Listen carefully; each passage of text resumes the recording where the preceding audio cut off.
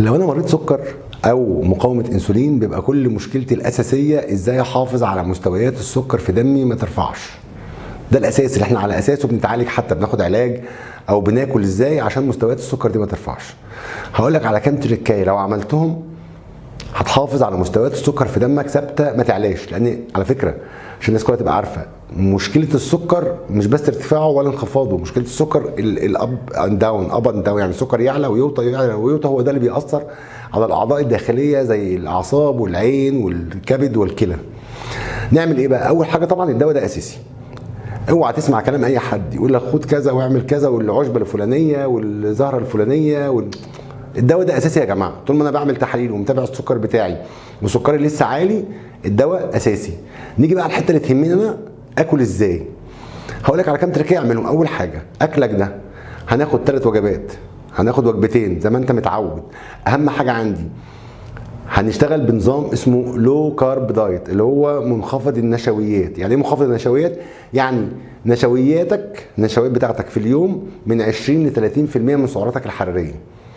هبقى اعمل حلقه تانية اشرح فيها تتحسب ازاي دي، واخد قد ايه نشويات، بس تبقى محتاج انك تبقى عارف وزنك قد ايه وسعراتك قد ايه اليوميه. يعني يبقى 30% من سعرات الحراريه تبقى نشويات، ويفضل النشويات انها تكون نشويات معقده. يعني الحبوب الكامله، عيش الحبوب الكامله، عيش الشوفان، عيش اللوز، عيش العدس. سمعت ان في ناس كانت بتعمل عيش عدس. ايا كان انت المستطاع، لو ما قدرتش تعمل الكلام ده خالص، هات العيش اللي فيه الرده اللي هو نسبه 22% منه رده، هيبقى اظرف من ان انا اخد العيش الابيض اللي هو الدقيق الابيض خالص ده. تمام. الرز البسمتي قلنا ان هو من ارتفاع السكر ليه اقل من الرز المصري بتاعنا العادي. الفريك والبرغل من الحاجات الكويسه جدا برضو اللي ما بتعرفش السكر. يبقى انا على قد ما اقدر اخلي نشوياتي في نظام اللو كارب نشويات معقده، مش نشويات بسيطه. البروتين مهم جدا بالنسبه برضو اللي مناسبه لحضرتك، اللي هي من 20% من سعراتك تكون بروتين، عشان البروتين بيشبع. الالياف السوليبل اللي بتدوب واللي ما بتدوبش، اللي هي داخله في الخضار وداخله في الفواكه، كل دي الياف مهمه جدا بتدي احساس بالشبع وبتظبط حركه الجهاز الهضمي، واللي هي برضو بتظبط لي مستويات السكر في الدم. الزيوت او الدهون الصحيه اللي احنا قلنا عليها وشرحناها، زي زيت الزيتون، زي السمنه البلدي، ما عنديش مشكله فيها على فكره عشان لسه قالتنا عليها. تمام. كل الحاجات دي مهمه جدا. يبقى اول حاجه هي دي. الحاجه الثانيه، حضرتك لو انت جوعت وعايز تاخد سناكس، بلاش السناكس بتاعت السوبر ماركت خالص. بلاش تقول لي هاخد مخبوزات، بلاش تقول لي هاخد مش عارف حته حلويات، الكلام ده كله غلط. السناكس بتاعت على قد ما تقدر لو انا جوعت تبقى صحيه. زي ايه؟ زي حمص الشام، منطقي جدا وجميل جدا، واحنا في الشتاء دلوقتي وهيظبط معانا كويس قوي. معلقتين 3 حمص والباقي بيبقى ميه وزي الفل، وهيشبعني وهيديني احساس بالدفى.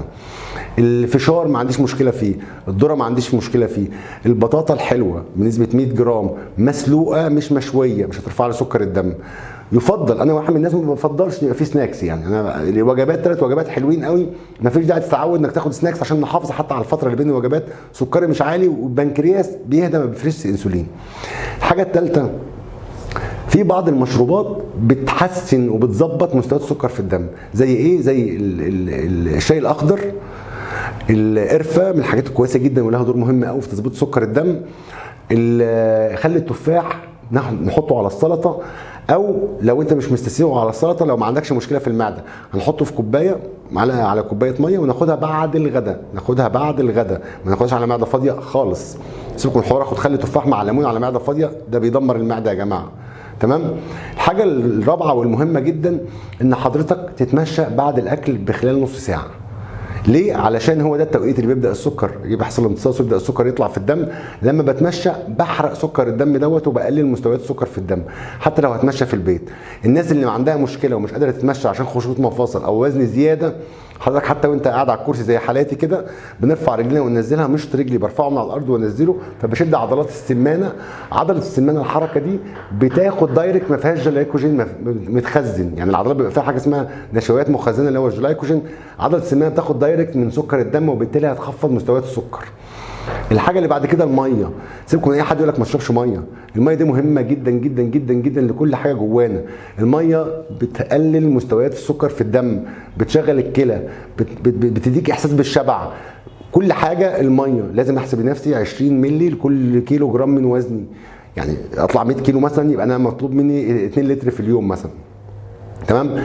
الحاجه الاخيره اللي عايز اقولها، حضرتك ملتزم بالعلاج وملتزم بنظام الدايت اللي احنا قلنا عليه اللي هو اللو كارب، مش لازم بقى اسمع كلام ناس لا اصل هو النظام الفلاني، لا اصل هو النظام العلاني، لا وقف نشويات خالص، لا الكلام ده كله غلط. حضرتك ملتزم بنظام اتفقنا عليه، بتمشي بالعلاج بتاعك، مستويات سكرك ثابته، بقيت سكري صايم وبقيت سكري قبل النوم طالع كويس جدا، وبعد الاكل بساعتين تمام، انت زي الفل. مع الوقت واحده في واحده هتنزل وزن، مش حاجه بتيجي مره واحده. اهم حاجه عندي مستويات السكر تفضل ثابته في الجسم، وتفضل ثابته في دمي، ما تعلاش عشان ما تاثرليش ويحصل مشاكل السكر زي التهابات الاعصاب والقدم السكري والكلى والكبد والكلام اللي ملوش اي لازمه ده خالص.